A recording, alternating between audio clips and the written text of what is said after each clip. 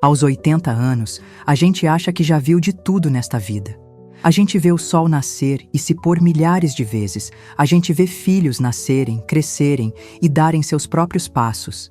A gente vê a alegria chegar de repente e a tristeza bater na porta sem ser convidada. A gente aprende que o tempo é um artesão paciente que vai deixando suas marcas no nosso rosto e na nossa alma. Mas o que eu não sabia, o que 80 anos de vida não tinham me preparado para descobrir, é que a capacidade que os filhos têm de nos surpreender é verdadeiramente infinita. Às vezes, para o bem. Outras, como eu estava prestes a descobrir, para o mal mais profundo e disfarçado. Meu nome é Amélia, e esta parte da minha história começa no mar. Um mar azul, vasto e indiferente, que se estendia até onde a vista alcançava, sob o céu limpo de um Caribe que eu só conhecia pelas fotografias das revistas. Eu estava sentada numa espreguiçadeira confortável, no deck de um navio de cruzeiro que mais parecia uma cidade flutuante, com um copo de suco de laranja na mão e um sentimento estranho no peito, uma mistura de gratidão e uma melancolia que eu não conseguia nomear. Era o presente de aniversário dos meus filhos, Roberto e Lúcia, 80 anos, uma vida inteira, e eles me deram o que chamaram de a viagem dos seus sonhos. Para entender o peso daquele presente, é preciso voltar no tempo, muito tempo. Voltar para uma casinha simples, de paredes caiadas e um quintal cheio de galinhas, onde a minha vida com Jorge, meu falecido marido, era tecida com os fios do trabalho duro e do amor simples. Jorge era mecânico, o melhor da nossa região. Tinha o que chamavam de mãos mágicas. Um motor que ninguém consertava, ele ouvia por 1 minuto, mexia em 2 ou 3 parafusos e, como num passe de mágica, o motor voltava a ronronar como um gato satisfeito. Nossa vida não tinha luxo, mas tinha risada, tinha cumplicidade e tinha o sonho de dar aos nossos filhos um futuro diferente do nosso. Um futuro com as mãos limpas de graxa, com a mente cheia de estudos. Mas os sonhos, às vezes, são interrompidos pela vida. Jorge se foi num sábado à tarde, debaixo do motor de um caminhão que ele consertava. O macaco hidráulico cedeu. Uma falha, um segundo de azar. Fiquei viúva aos 35 anos, com Roberto de 10 e Lúcia de 7. O chão se abriu sob os meus pés. Mas quando se tem 2 pares de olhinhos assustados te olhando, esperando uma resposta, a gente não tem o direito de desabar. A gente engole o choro, amarra a dor num canto do peito e segue em frente. Naquela noite, depois de colocar as crianças para dormir, sentei na cozinha escura e fiz uma promessa silenciosa para o meu Jorge. Nossos filhos teriam o futuro que sonhamos. Eles iam estudar. Eles iam ser alguém. Custe o que custar. E custou. Custou cada gota do meu suor. A pequena indenização da oficina mal deu para os primeiros meses. Eu, que só tinha o estudo primário, precisei me reinventar. Fiz o que minha mãe me ensinou a fazer de melhor: cozinhar. Comecei a vender quentinhas para os peões de uma construção perto de casa. Acordava às 4 da manhã para picar cebola e alho, para cozinhar o arroz, o feijão, a carne de panela. O cheiro de tempero se tornou meu perfume. Minhas mãos, antes de fazer carinho nos meus filhos, precisavam ser esfregadas com limão para tirar o cheiro de comida. Meus filhos cresceram nesse ritmo. Viam a mãe sair de madrugada com as panelas e voltar no fim da tarde com o corpo moído de cansaço. Sabiam que cada caderno, cada lápis de cor, cada prato de comida era fruto daquele esforço. Nunca nos faltou o essencial, mas o supérfluo era um luxo que não podíamos ter. Lembro de uma vez, quando a Lúcia, com seus 12 anos, chegou da escola chorando porque todas as amigas iam a uma excursão para um parque aquático e eu não tinha o dinheiro para pagar. Doeu em mim como uma facada. Naquela noite, depois que ela dormiu, peguei meu único cordão de ouro, um presente do Jorge, e no dia seguinte vendi na joalheria da cidade. Com o dinheiro, paguei a excursão dela e ainda comprei um maiô novo. "Mãe, de onde veio o dinheiro?" ela perguntou, os olhos brilhando. "Apareceu um serviço extra, minha filha. Agora vá e divirta-se." Eu respondi, sentindo o pescoço vazio, mas o coração cheio. Roberto queria ser engenheiro. O curso era caro, a mensalidade parecia um monstro de 7 cabeças. Foi quando decidi expandir o negócio das quentinhas. Comecei a fazer salgados para festas, bolos de aniversário. Dormia 3, 4 horas por noite. Meu corpo doía, minhas costas viviam travadas, mas quando via o boleto da faculdade do Roberto pago, a dor parecia diminuir. Lúcia decidiu fazer odontologia, outro curso caro. E lá fui eu, adicionando doces e tortas às minhas encomendas. Eu era uma pequena fábrica de uma mulher só, movida a café e à força do meu amor por eles. E eles se formaram, com honras. Meu filho, o engenheiro. Minha filha, a dentista. Que orgulho eu senti no dia da formatura de cada um. Chorei baixinho, sentada na fileira do fundo, com meu vestido simples, olhando para aqueles 2 jovens lindos com seus futuros brilhantes pela frente. Era a recompensa por cada madrugada acordada, por cada mão queimada no fogão, por cada sacrifício. Foi aí que as coisas começaram a mudar, de um jeito tão sutil que demorei a perceber. Roberto casou-se com Silvia, filha de um médico conhecido na cidade. Uma moça elegante, que nunca tinha lavado um prato na vida. Lúcia casou-se com Marcelo, um gerente de banco de uma família que se achava a elite local. De repente, a minha história de luta, que antes era motivo de orgulho para eles, começou a se tornar um detalhe embaraçoso. Mãe, a Silvia vai trazer os pais dela para um jantar lá em casa. Por favor, não comente sobre o preço das coisas no mercado, é deselegante. Roberto me pediu uma vez por telefone. Mãe, o Marcelo e eu vamos dar uma festa. Que tal comprar um vestido novo? Aquele seu estampado é muito simples. Lúcia sugeriu, com uma delicadeza que feria mais do que uma grosseria. Aos poucos, a mãe que cozinhava para sustentar a família foi sendo substituída pela imagem de uma dona de um pequeno negócio de gastronomia. A casa que construí com Jorge, tijolo por tijolo, e que reformei com o dinheiro das minhas tortas, começou a ser pequena demais para as visitas importantes deles. Eu fui me tornando um segredo bem guardado, uma figura folclórica que eles amavam, desde que mantida a uma distância segura dos seus novos e sofisticados círculos sociais. E eu, no meu desejo de não atrapalhar, de não ser um peso, fui aceitando. Fui me encolhendo para caber no pequeno espaço que eles me destinavam. Deixei que cuidassem das minhas finanças, pois Roberto, o engenheiro, dizia que eu não entendia de investimentos. Abri mão de opinar sobre suas vidas, pois Lúcia, a dentista, dizia que eu não compreendia o mundo moderno.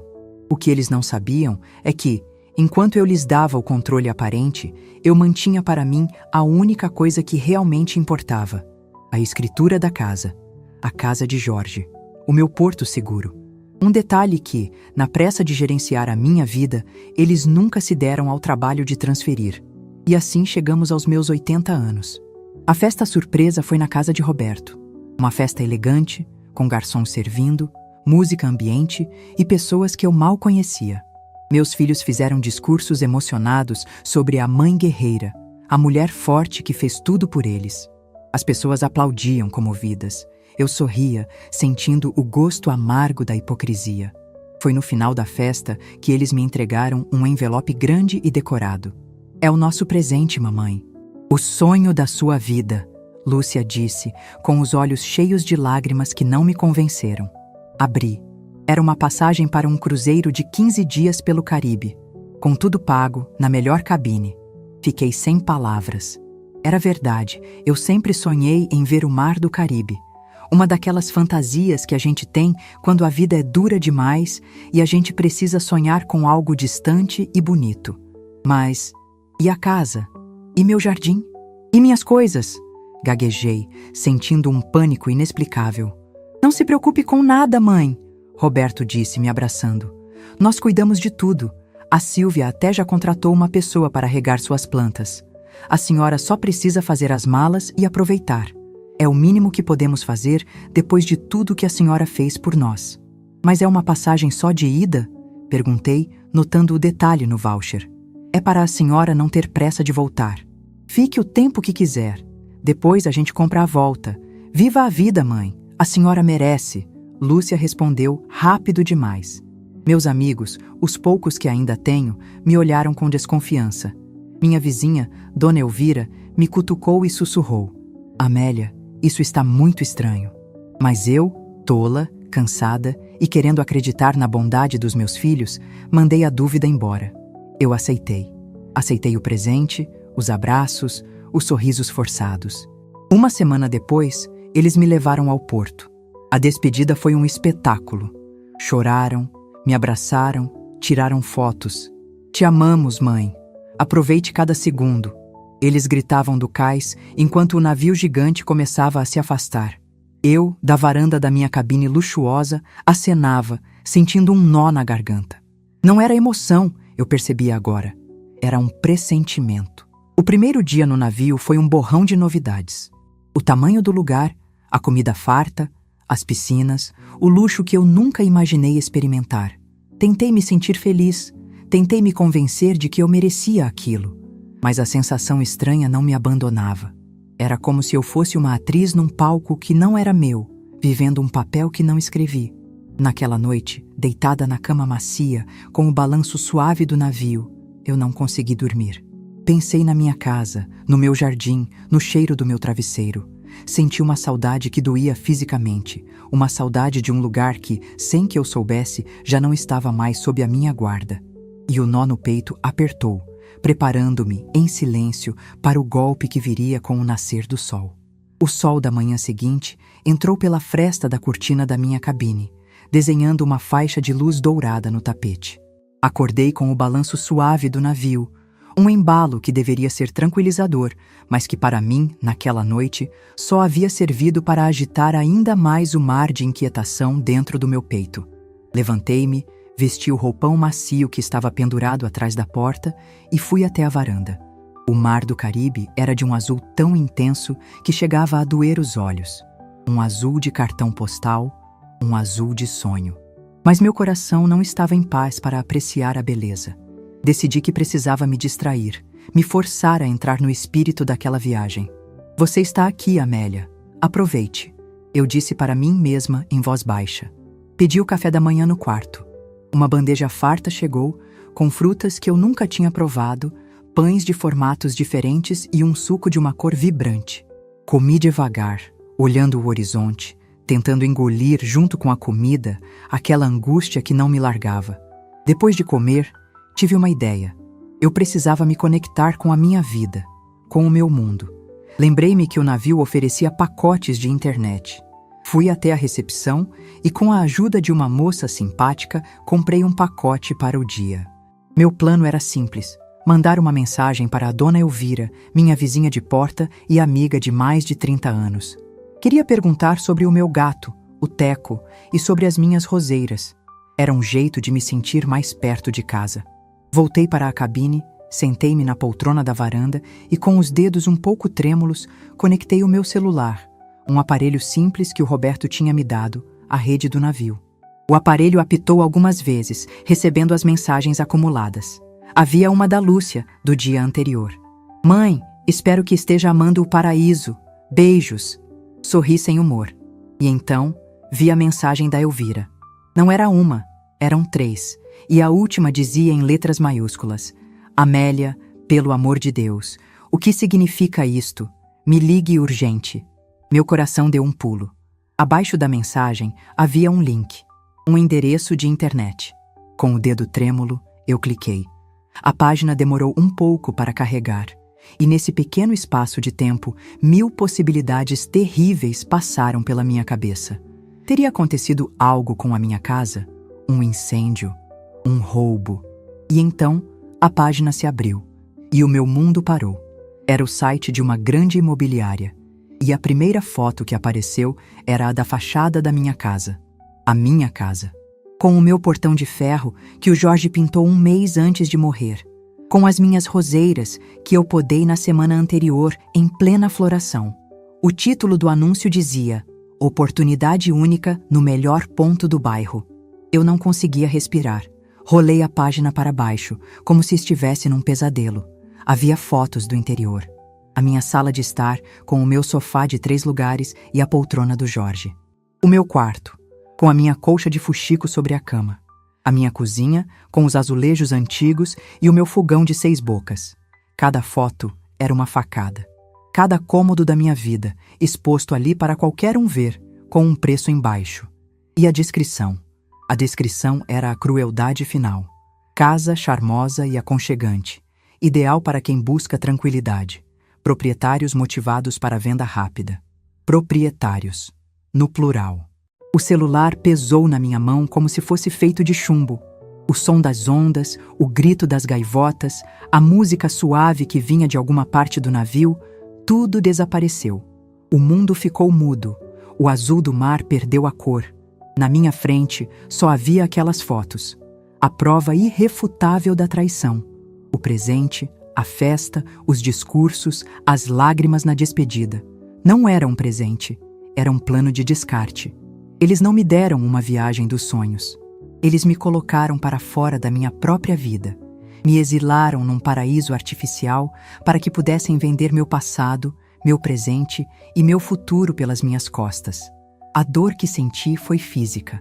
Uma pontada aguda no peito que me roubou o ar. Apoiei a cabeça nas mãos e o primeiro soluço veio. Seco, doído, mas foi só um. Porque no instante seguinte, a dor deu lugar a outra coisa. Algo que começou como uma brasa fria no fundo do meu estômago e foi crescendo, esquentando, até se tornar uma chama. Era a clareza. A clareza fria e cortante de quem finalmente entende tudo. Todas as peças do quebra-cabeça se encaixaram. A passagem só de ida. A pressa na despedida. A insistência para que eu fosse aproveitar a vida bem longe de casa. Levantei a cabeça e olhei para o mar novamente. Mas agora eu não via mais um vazio azul. Eu via um espelho. E a mulher que me olhava de volta não era a Amélia frágil. A mãe que se encolhia para não atrapalhar. Era a Amélia que cozinhou quentinhas de madrugada para pagar faculdade. Era a Amélia que ficou viúva aos 35 e não deixou a peteca cair. Era a Amélia que construiu tudo o que tinha com as próprias mãos. Um sorriso nasceu nos meus lábios. Um sorriso pequeno, quase imperceptível, mas carregado de uma resolução que eu não sentia há décadas. Eles tinham cometido um erro muito grande. Na pressa de se livrarem da mãe, simples, eles se esqueceram com quem estavam lidando. Com a calma de uma general prestes a entrar em batalha, peguei o telefone da cabine e disquei o número do serviço de quarto. Bom dia. Gostaria de pedir uma garrafa do melhor espumante que tiverem. Sim, gelado. E uma taça. Para a cabine 7022. Obrigada. Enquanto esperava, peguei meu celular e disquei outro número. Um que estava guardado na minha memória. Um número que representava uma dívida de gratidão antiga. Alô, Escritório de Advocacia Almeida. Bom dia. Bom dia, minha filha. Gostaria de falar com o Dr. Ricardo, por favor. Diga a ele que é a Dona Amélia, a mãe do Roberto. Houve uma pausa e, em segundos, a voz de Ricardo, agora um homem, mas que eu ainda lembrava como um menino magrinho que adorava meu bolo de fubá, soou na linha, calorosa e surpresa. Dona Amélia, que surpresa boa! Como a senhora está? Soube que ganhou uma viagem maravilhosa. Meus parabéns pelos 80 anos. Obrigada, meu filho. Estou bem na medida do possível, respondi, minha voz firme. Ricardo, eu preciso da sua ajuda. É um assunto urgente e muito sério. O tom dele mudou imediatamente. Pois não, Dona Amélia. O que aconteceu? A senhora sabe que pode contar comigo para o que for. Nesse momento, uma batida suave na porta. Era o garçom com o meu espumante num balde de prata. Fiz sinal para ele entrar, abrir a garrafa e servir. O som da rolha estourando foi como o tiro de largada da minha nova vida. Ricardo, eu disse tomando a taça que o garçom me oferecia. Meus filhos, Roberto e Lúcia, colocaram a minha casa à venda sem o meu conhecimento ou consentimento. Houve um silêncio chocado do outro lado da linha. Como é que é, Dona Amélia? Isso é um crime. Isso é estelionato. Eu sei, meu filho. E é por isso que estou te ligando. Eu estou no meio do oceano, mas preciso que você haja por mim em terra firme. Você pode fazer isso? Mas é claro! Com toda a certeza, é uma honra! Diga o que a senhora quer que eu faça. Tomei um gole do espumante. As bolhas dançaram na minha língua. Era gelado, seco e delicioso. Primeiro, comecei, ditando as ordens com a precisão de quem conhece o plano de batalha. Quero que você entre em contato com essa imobiliária agora mesmo. O nome é lar perfeito. Informe a eles, como meu representante legal, que eu sou a única proprietária do imóvel, que ele não está e nunca esteve à venda. Diga que o anúncio é fraudulento e exija a retirada imediata dele do ar, sob pena de um processo por cumplicidade em tentativa de fraude. Entendido, disse Ricardo, e eu podia ouvi-lo digitando freneticamente. Segundo, quero que você vá a um chaveiro de confiança e mande trocar todas as fechaduras da minha casa. Todas. A dona Elvira, minha vizinha do apartamento da frente, tem uma cópia da chave antiga. Ela pode dar acesso ao chaveiro. As chaves novas ficarão com ela e com você. Ninguém mais entra na minha casa sem a minha permissão. Perfeito, dona Amélia. Medida de segurança essencial. Terceiro, prepare uma notificação extrajudicial. Uma para o meu filho, Roberto. Outra para a minha filha, Lúcia. E uma terceira para a esposa do Roberto, a Silvia, que eu tenho certeza que está por trás disso. Na notificação, você vai deixar claro que eu tomei ciência da tentativa de venda ilegal do meu único bem e que, a partir desta data, qualquer ato que eles pratiquem em meu nome ou em relação ao meu patrimônio, sem uma procuração específica e assinada por mim para aquele ato, será imediatamente levado à polícia como tentativa de estelionato e coação de idoso. Dona Amélia, a senhora é uma estrategista, ele disse, com uma ponta de admiração na voz. Não, meu filho, eu sou só uma mãe que cansou de ser boba. Faça isso, Ricardo, mantenha-me informada e, por favor, toda a discrição. Não quero escândalos, quero apenas eficiência. Deixe comigo, Dona Amélia, considere feito. E mais uma vez, feliz aniversário. Parece que a senhora está se dando o melhor presente de todos, a sua própria liberdade. Desliguei o telefone e terminei minha taça de espumante. Pela primeira vez naquela viagem, o azul do mar me pareceu bonito de verdade. Eu não era mais uma exilada. Eu era a rainha no seu castelo flutuante, movendo as peças do meu jogo à distância. Naquela tarde, em vez de ficar na cabine remoendo a traição, eu decidi viver. Vesti uma das minhas melhores blusas, passei um batom vermelho que a Lúcia sempre dizia ser chamativo demais e fui explorar o navio. Encontrei um salão onde um professor ensinava os primeiros passos de salsa. Entrei. Eu, Amélia, de 80 anos, no meio de casais jovens, aprendendo a girar ao som da música caribenha. Foi lá que conheci Marisa. Uma senhora gaúcha, de uns 75 anos, viúva com cabelos brancos curtinhos e um sorriso que ocupava o rosto inteiro. Tá meio dura, hein, guria? Ela disse para mim, rindo, depois que eu pisei no pé do meu parceiro imaginário. É a minha primeira vez, respondi, rindo também. Ficamos conversando. Ela estava no seu 5º cruzeiro. Viajava sempre sozinha. Meus filhos acham uma loucura, ela contou. Mas eu digo a eles, loucura é ficar em casa esperando a morte chegar. Eu criei os meus, agora vou gastar a herança deles comigo mesma. A energia dela era contagiante. Mais tarde, sentadas no bar da piscina, com 2 coquetéis coloridos na mão, eu acabei contando a minha história. O presente, a casa, a ligação para o advogado. Ela me ouviu com atenção, os olhos vivos fixos nos meus. Quando terminei, ela não disse coitadinha. Ela bateu na mesa com força, fazendo os copos pularem. Guria, que história! Mas sabe o que eu digo? Esses teus filhos te fizeram o maior favor do mundo. Eles não te abandonaram, eles te libertaram. Agora você pode ser quem quiser, fazer o que quiser, sem pedir licença para ninguém. Um brinde a isso. E nós brindamos. A liberdade. Naquela noite, Marisa me arrastou para o jantar no restaurante de gala. Eu coloquei um vestido que trouxe o mais elegante, mas me sentia um peixe fora d'água. Que nada, disse ela. Você está uma rainha, cabeça erguida. Jantamos, rimos e depois fomos ao teatro do navio assistir a um espetáculo de mágica. Nos dias que se seguiram, a bordo daquele gigante de aço, uma nova Amélia começou a nascer. Com a ajuda da minha nova amiga, eu me permiti experimentar. Fiz uma aula de artesanato e descobri que tinha talento para fazer colares de contas. Joguei no bingo e ganhei $20, que gastei numa bolsa colorida na lojinha do navio. Nadei na piscina de água salgada, senti o sol no meu rosto sem culpa. Li um livro inteiro deitada na espreguiçadeira. Eu estava viva. Viva de um jeito que eu não me sentia há anos. Ricardo me ligava todos os dias para atualizar. O anúncio foi retirado. As fechaduras, trocadas. As notificações, entregues em mãos. Ele me contou que, segundo o porteiro do prédio do Roberto, a confusão foi grande. Silvia teve uma crise de nervos.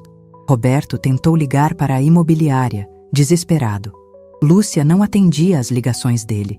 O castelo de cartas deles estava começando a balançar. Eu ouvia tudo com calma, como quem ouve as notícias de um país distante.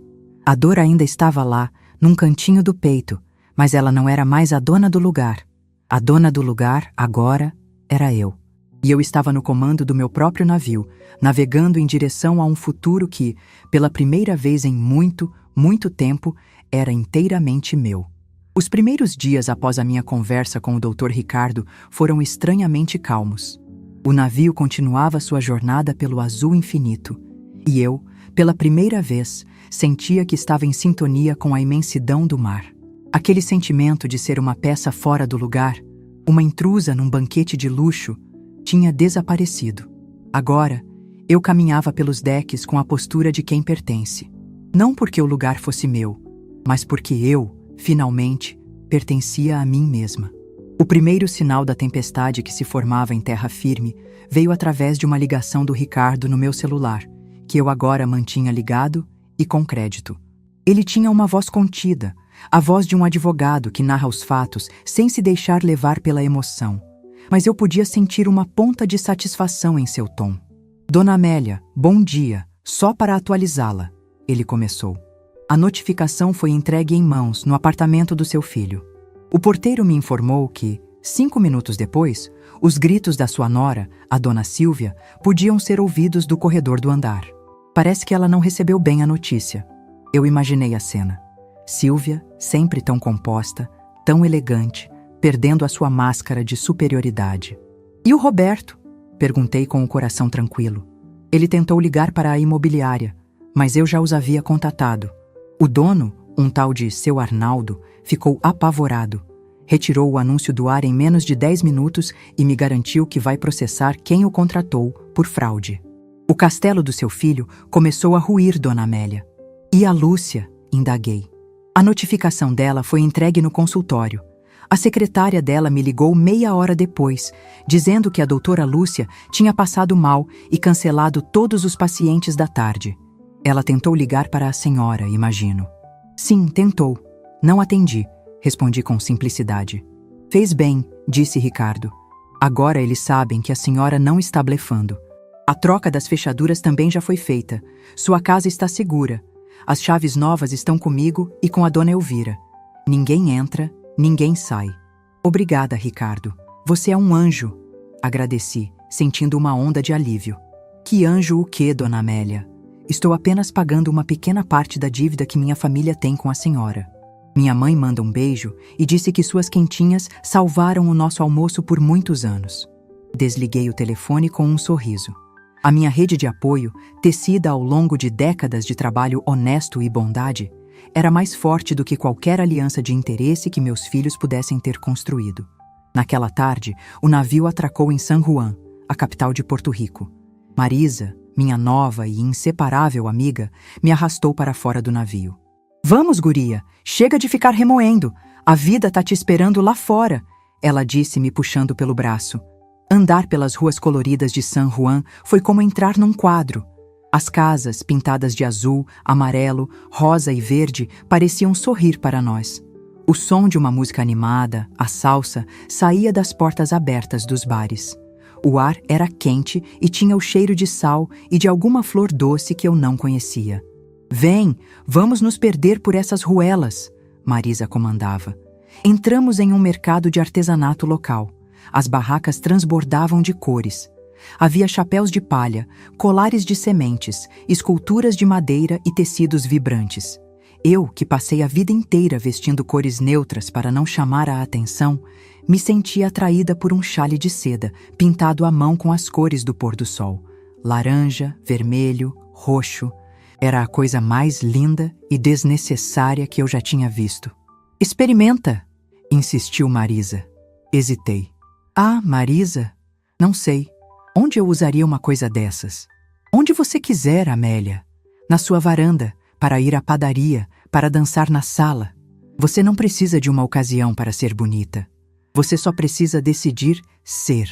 As palavras dela me atingiram em cheio. Peguei o chale e o coloquei sobre os ombros. Olhei meu reflexo no pequeno espelho da barraca. E pela primeira vez, não vi a Amélia, a mãe do Roberto e da Lúcia. Vi uma mulher com um chale colorido que parecia ter sido feito para ela. Vou levar, eu disse, com uma firmeza que surpreendeu a mim mesma. Paguei com o meu próprio dinheiro, o dinheiro que eu guardava para emergências. E entendi que aquela era uma emergência da alma. Continuamos nosso passeio e paramos num café ao ar livre, numa praça sombreada por árvores frondosas. Pedimos 2 cafés com leite e um doce local chamado quesito. Enquanto comíamos, eu me peguei pensando no passado, mas de um jeito diferente. Não com dor, mas com a distância de quem analisa uma história antiga. Sabe, Marisa, comecei. Outro dia me lembrei de quando vendi o cordão de ouro que o Jorge me deu para a Lúcia ir numa excursão. Na época, eu achei que era o maior ato de amor que uma mãe podia fazer. Marisa me olhou com seus olhos sábios por cima da xícara de café. Minha querida, deixa eu te dizer uma coisa que aprendi com a vida. Amor e sacrifício são coisas diferentes. O amor te faz crescer. O sacrifício, quando é de mão única, só te faz diminuir. O que você fez não foi um ato de amor pela sua filha. Foi um ato de anulação de si mesma. O amor não pede para a gente desaparecer. Fiquei em silêncio, absorvendo aquilo. Anulação de si mesma. Era a definição perfeita para os meus últimos 40 anos. Eu tinha me apagado, me tornado invisível, para que a luz deles pudesse brilhar mais forte. E no fim, eles se acostumaram tanto com a minha escuridão que se assustaram quando eu decidi acender a minha própria vela. Naquela noite, de volta ao navio, encontrei uma série de mensagens no meu celular. Eram do Roberto. O tom era completamente diferente das ligações anteriores. A raiva tinha dado lugar a um pânico mal disfarçado de razão. Mãe, o que a senhora fez foi muito precipitado. A Silvia está tendo crises de ansiedade. A senhora não entende as implicações legais e financeiras do que está fazendo. Precisamos conversar como uma família. O que a senhora fez, expondo a gente dessa forma, está destruindo tudo. Por favor, pense bem. Pense em nós. Pense nos seus netos. Li a mensagem 2, 3 vezes. A manipulação era tão óbvia que chegava a ser infantil. Ele não estava preocupado comigo. Estava preocupado com o status, com o dinheiro, com o castelo de areia que eu tinha soprado. Ele usava a palavra família como um escudo, como uma chantagem. Mostrei a mensagem para a Marisa quando nos encontramos para o jantar. Ela leu, estalou a língua e disse: "Guria, responde para ele. Manda ele ir vender coco na praia." Família?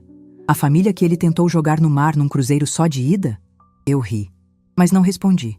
Decidi que o meu silêncio seria a minha resposta mais eloquente. Eles não estavam acostumados com o meu silêncio. Estavam acostumados com a minha presença constante, com a minha disponibilidade imediata para resolver os problemas deles. Meu silêncio os forçaria a lidar com o vazio que eles mesmos criaram. O poder, eu estava descobrindo, não estava em gritar mais alto, mas em não precisar mais responder.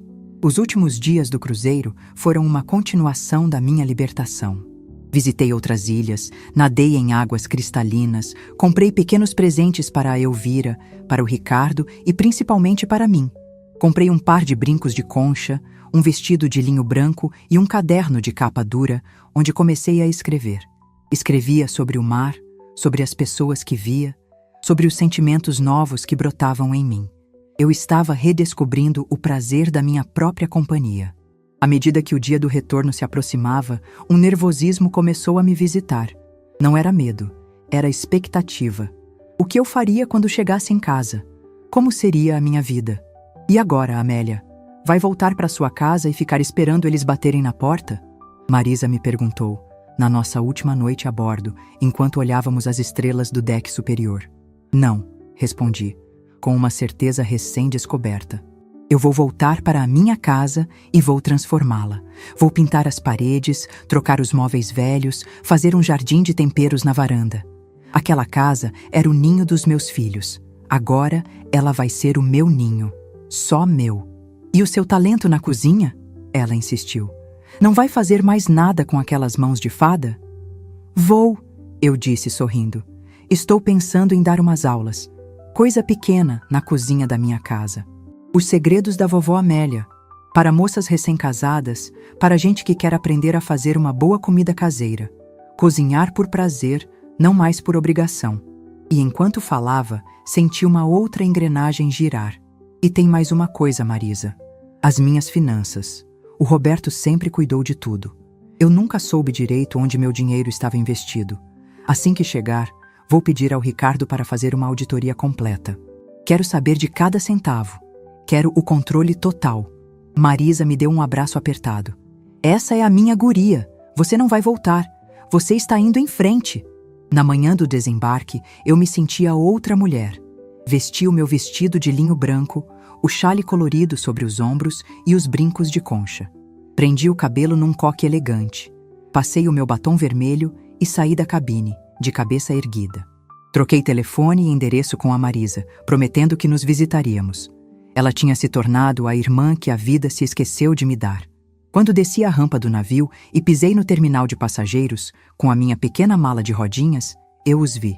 Roberto e Lúcia. Estavam ali, me esperando na saída. Não havia sorrisos.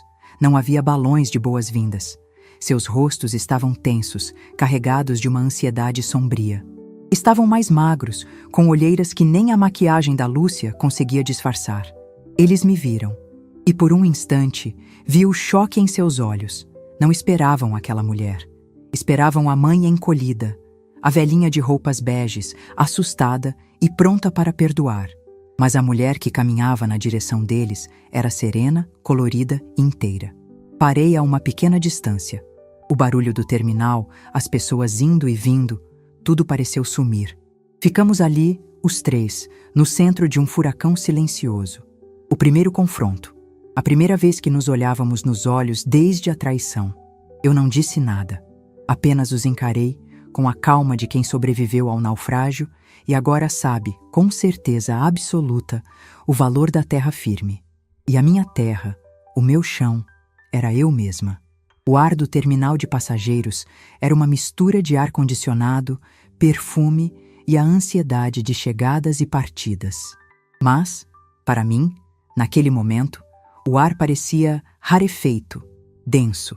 Meus filhos, Roberto e Lúcia, estavam parados a uns 10 metros de distância.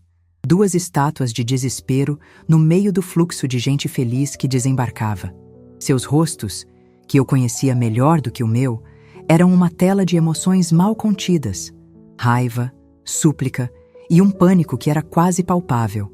Caminhei na direção deles, devagar, o som das rodinhas da minha mala no piso liso, o único barulho que eu realmente ouvia. Cada passo era uma afirmação. Eu não estava voltando para eles. Estava voltando para mim. Foi Lúcia, como eu esperava, quem quebrou o silêncio primeiro. Ela correu na minha direção, o rosto contorcido numa máscara de preocupação ensaiada. Seus braços vieram para me envolver num abraço, mas eu dei um passo sutil para o lado, e o abraço dela se perdeu no ar. Ela me olhou, chocada. Mãe, graças a Deus, onde a senhora se meteu? Por que não atendeu o telefone? A gente estava tão preocupado. Ela disse, a voz subindo uma oitava, alta o suficiente para que as pessoas ao redor começassem a olhar. Era uma performance. Ela estava criando uma cena, tentando me pintar como a mãe idosa e irresponsável que assustou os filhos dedicados. Eu a encarei, meus olhos calmos encontrando os dela, que estavam cheios de lágrimas de crocodilo. Preocupados, Lúcia? Ou contrariados? A pergunta simples a desarmou. Ela abriu e fechou a boca, sem saber o que dizer. Foi a vez de Roberto. Ele se aproximou, a passos largos, a raiva vibrando em cada músculo do seu corpo. Ele, o engenheiro, o homem da lógica e do controle, estava completamente fora do seu elemento. Mãe, que palhaçada é essa? Ele rosnou, a voz baixa e furiosa. Advogado? Notificação extrajudicial? Trocar as fechaduras da nossa casa? A senhora tem ideia do tamanho do problema que nos causou? Da minha casa, Roberto, corrigi, o tom da minha voz tão nivelado que o surpreendeu. E o problema não fui eu quem causei. Eu apenas reagi, com as ferramentas que eu tinha, ao problema que vocês criaram. Que problema, mãe? A gente te deu um presente. A viagem dos seus sonhos. Lúcia guinchou, recuperando a voz. Um presente? Repeti, e um pequeno sorriso irônico tocou meus lábios. Um presente que vinha com uma placa de "vende-se" nas minhas costas? Uma passagem só de ida para o exílio? Por favor, Lúcia. Pelo menos agora, tenham a decência de não me tratarem como se eu fosse idiota. Eles se calaram. A verdade, dita de forma tão crua, os deixou sem argumento. Vamos para casa conversar. A gente resolve isso, Roberto disse, tentando retomar o controle, pegando no meu braço para me guiar.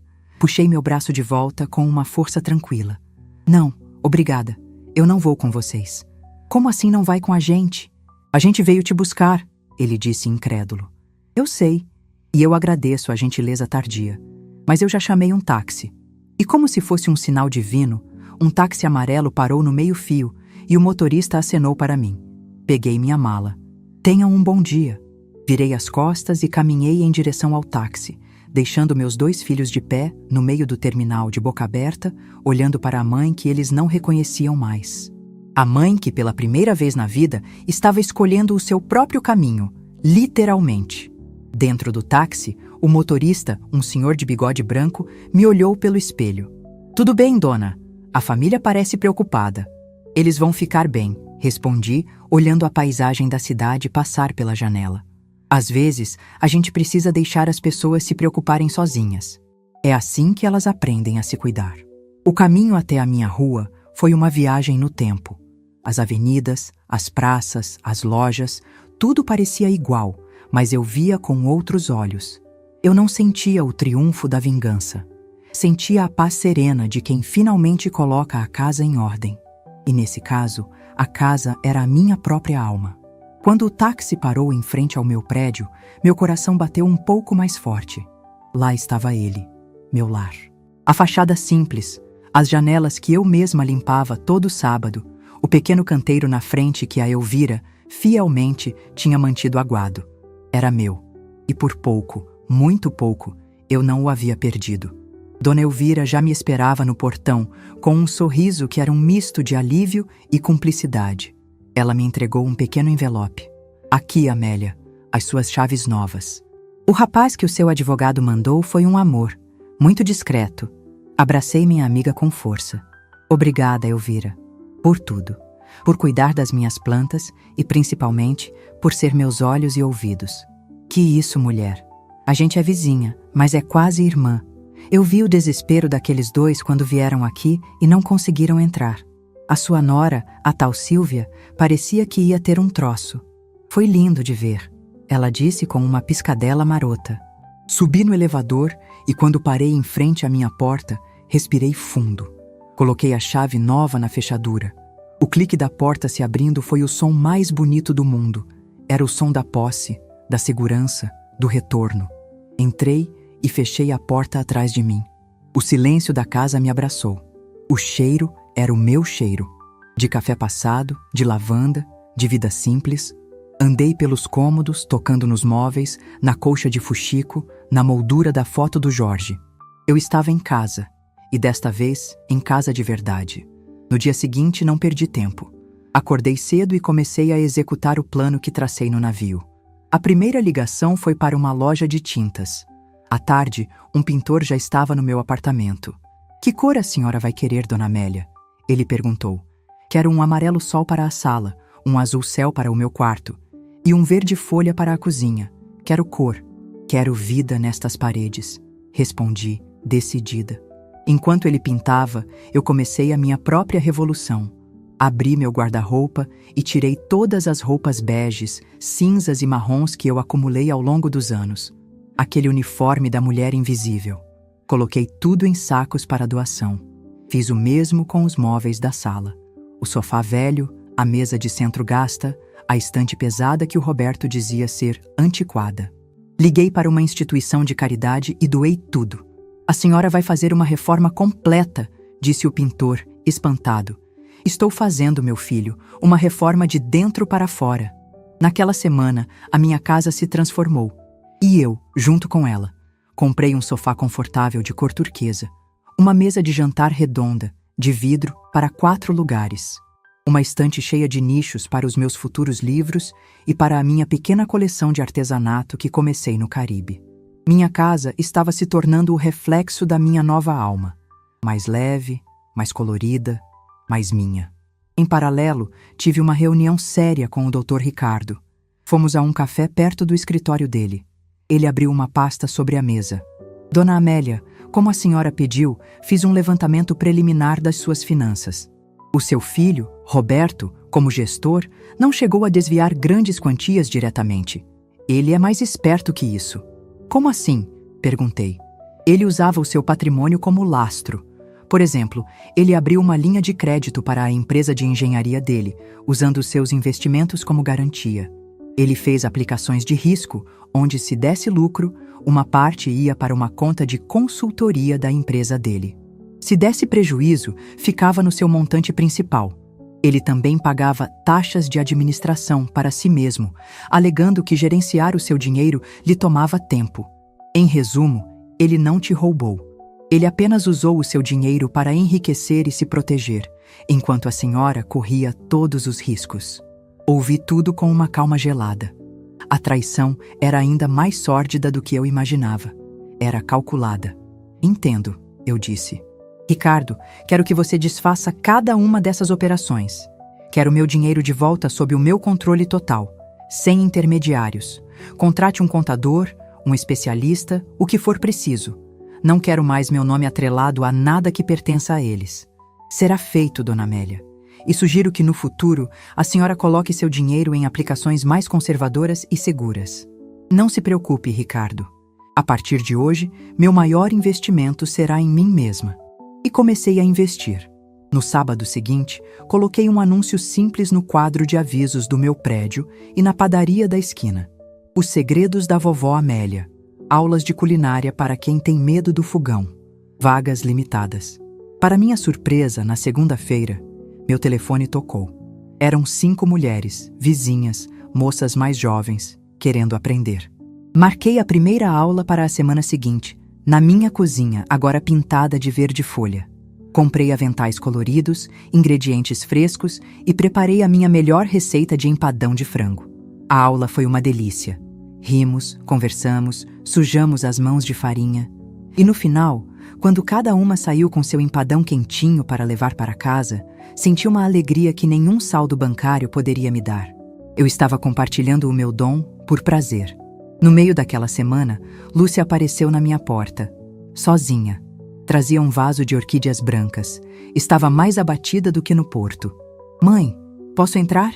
pediu, a voz baixa. Dei passagem. Ela entrou e olhou a sala transformada, os móveis novos, as paredes coloridas.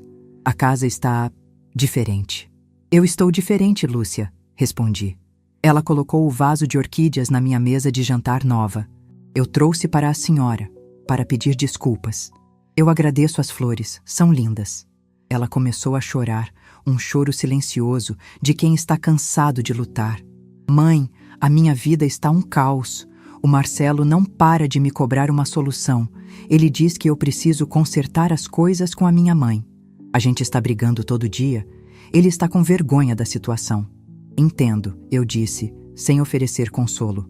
"Mãe, eu sei que a gente errou feio, mas a gente precisa de ajuda. A gente não tem para onde ir se o Roberto e a Sílvia se separarem, e parece que é isso que vai acontecer. A gente não tem dinheiro guardado. Por favor, mãe, pensa na gente, pensa na sua família." Eu a encarei, não com raiva, mas com uma certa pena. "Lúcia, eu passei 80 anos pensando em vocês.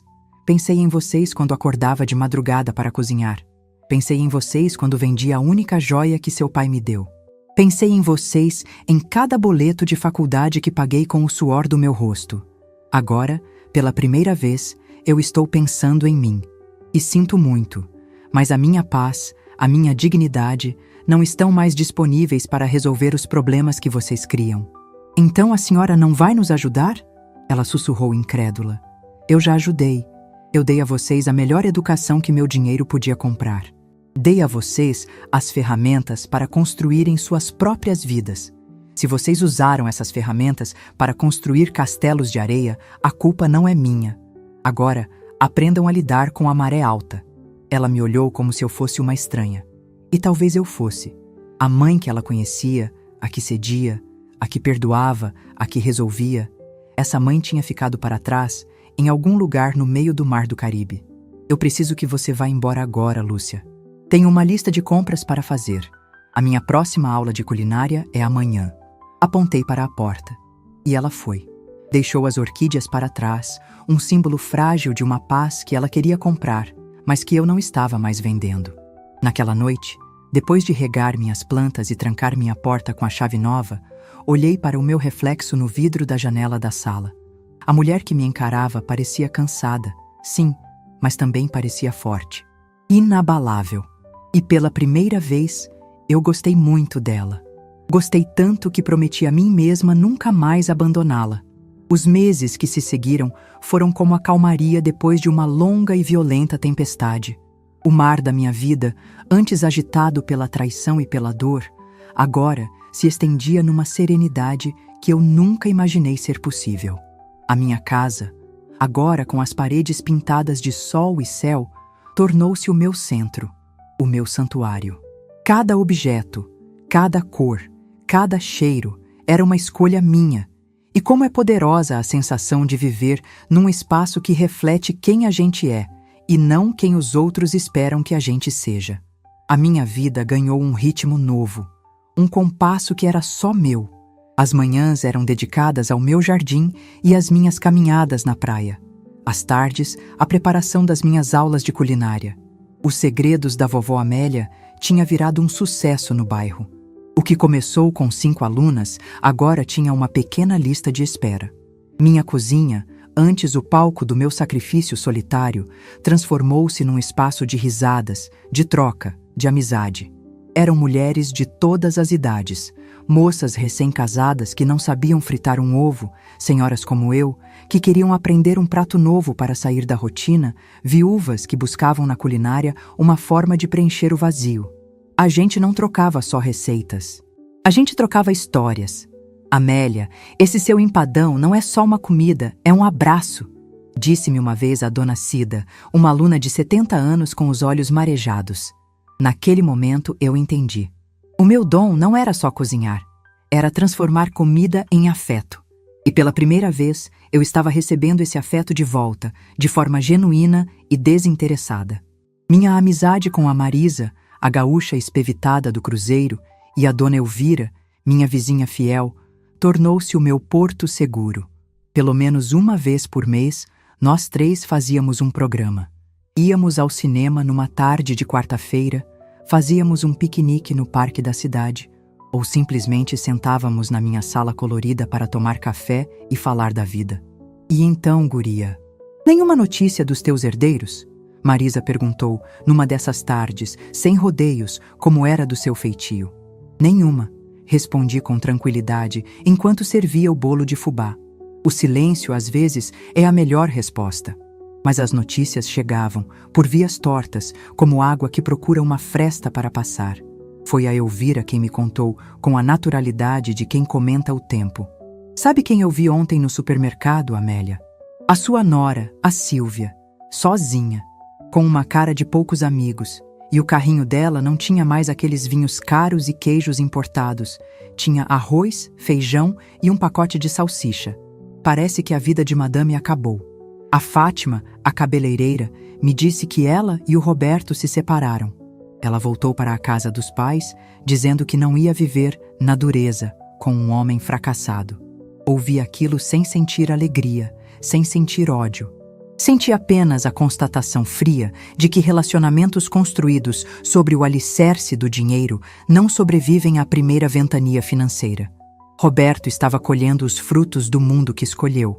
Um mundo onde o valor de uma pessoa é medido pelo seu saldo bancário. Sobre a Lúcia, soube pela filha da dona Cida, que trabalhava perto do consultório dela. Contou que o carro importado tinha sumido e que ela agora ia trabalhar de ônibus.